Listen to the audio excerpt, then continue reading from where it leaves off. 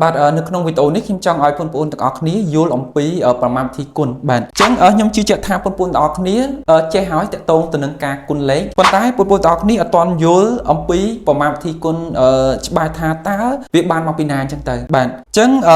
មុននឹងចាប់ផ្ដើមបញ្យល់ខ្ញុំចង់ឲ្យបងប្អូនទាំងអស់គ្នាសាកល្បងគិតសិនអំពីឧទាហរណ៍មួយបាទអញ្ចឹងបើសិនជាខ្ញុំមាន4គុណ4អញ្ចឹងបងប្អូនទាំងអស់គ្នាច្បាស់ជាយកមេលេខមកមើលតើអត់ថា4គុណ4គឺស្មើទៅនឹង16ប៉ុន្តែក្នុងវីដេអូនេះខ្ញុំអត់បានឲ្យបងប្អូនគ្រាន់តែកណនាទេមានន័យថាខ្ញុំចង់ឲ្យបងប្អូនទាំងអស់គ្នាយល់ហេតុអីបានជា4គុណ4ស្មើ16វិញអញ្ចឹងខ្ញុំមានគ្រាប់ពេញប៉ុងជាឧទាហរណ៍បាទហើយនៅខាងមុខខ្ញុំនេះគឺខ្ញុំមានដបជ័រចំនួន4បាទអញ្ចឹងខ្ញុំចាប់ផ្ដើមយកគ្រាប់ពេញប៉ុងចំនួន4ដាក់ទៅក្នុងដបជ័រនីមួយៗចំនួន4បាទ4ហើយដបជ័រមួយទៀតខ្ញុំដាក់ចំនួន4ដូចគ្នាបាទហើយអញ្ចឹងបងប្អូនឃើញថានៅក្នុងដបជ័ររបស់ខ្ញុំគឺមានគ្រាប់ពេញប៉ុង4ស្មើ4គឺមានន័យថាដបជ័រនីមួយៗសុទ្ធតែមានគ្រាប់ពេញប៉ុងចំនួន4បាទអញ្ចឹងមុននឹងខ្ញុំឲ្យបងប្អូនយល់តាក់ទងទៅនឹងប្រមាណវិធីគុណខ្ញុំចង់ឲ្យបងប្អូនទាំងអស់គ្នាគិតទៅលើប្រមាណវិធីបូកសិនបាទមកអញ្ចឹងបើសិនជាខ្ញុំចាប់ផ្ដើមបូកគ្រាប់ពេញប៉ុងទាំងអស់បញ្ចូលគ្នាឥឡូវយើងមើលទាំងអស់គ្នានៅដបជ័រទី1មាន4ខ្ញុំយក4បាទដបជ័រទី2ក៏មាន4ដែរអញ្ចឹងខ្ញុំបូក4បន្តមកទៀតដបជ័រទី3ក៏មាន4ដូចគ្នាខ្ញុំបូក4ដូចគ្នាហើយបន្តមកយើងបូក4ដូចគ្នាបាទអញ្ចឹងនៅពេលដែលយើងបូកគ្រាប់ពេញប៉ុងទាំងអស់បញ្ចូលគ្នាទៅគឺស្មើទៅនឹង16ប៉ុន្តែខ្ញុំចង់ឲ្យបងប្អូនទាំងអស់គ្នាចាប់ដើមកណនាឲ្យស្មើ14ដែរប៉ុន្តែជាទម្រង់ខ្លីមានន័យថាយើងអត់ចង់យក4គុណបូក4បូក4បូក4ស្មើ16ទេយើងចង់បានទម្រង់ខ្លីមួយបាទអញ្ចឹងទម្រង់ខ្លីនេះគឺខ្ញុំគ្រាន់តែយកចំនួនគ្រាប់ពេញប៉ុងនៅ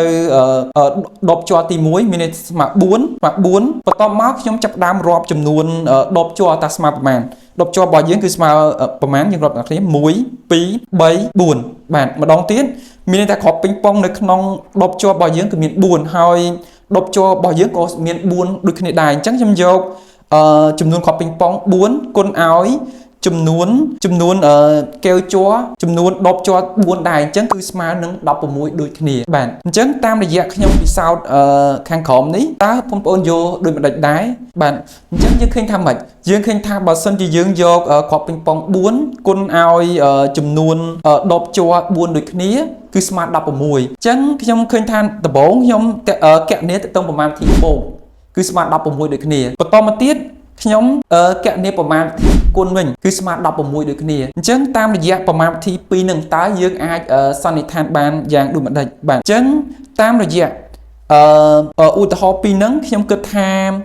បើសិនជាយើងចង់ធ្វើប្រមាណវិធីបូកគឺវាមានទម្រង់វែងអញ្ចឹងមានន័យថាវាមានទម្រង់វែងប៉ុន្តែបើសិនជាយើងធ្វើប្រមាណវិធីគុណគឺខ្លីហើយវាបានចម្លើយដូចគ្នាទៀតបាទអញ្ចឹងតាមរយៈការពិសោធន៍មួយនេះខ្ញុំអាចសន្និដ្ឋានបានថាម៉េចយើងអាចនិយាយថាប្រមាណវិធីគុណគឺជាប្រមាណវិធីដែលបានមកពីការបូកលេខដូចគ្នាដដែលបាទអញ្ចឹងអានេះគេហៅថាប្រមាណវិធីគុណហើយបាទអញ្ចឹងសម្រាប់ប្រមាណវិធីគុណគឺមានប៉ុណ្ណឹងមានន័យថាប្រមាណវិធីគុណគឺជាទម្រង់ខ្លីនៃការបូកលេខដូចគ្នាដដែលអញ្ចឹងយើងអាចនិយាយអញ្ចឹងក៏បានដែរបាទហើយសម្រាប់វីដេអូនេះខ្ញុំគិតថាមានប្រយោជន៍សម្រាប់បងប្អូនពីព្រោះថាពេលខ្លះបងប្អូនគ្រាន់តែយល់អំពីការគុណលេខដែលប្រើប្រាស់មេលេខប៉ុន្តែអត់ទាន់យល់ច្បាស់អំពីអត្ថន័យនៃការគុណលេខទេបាទអញ្ចឹងហើយខ្ញុំគិតថាវីដេអូនេះពិតជាសំខាន់សម្រាប់បងប្អូនហើយក៏អាចជាវិធីសាស្ត្រសម្រាប់លោកគ្រូអ្នកគ្រូយកទៅបង្រៀនគុណសិស្សបាទវិធីសាស្ត្រនេះខ្ញុំគិតថាវាល្អដែរសម្រាប់លោកគ្រូអ្នកគ្រូយកទៅបង្រៀនគុណសិស្សផងដែរ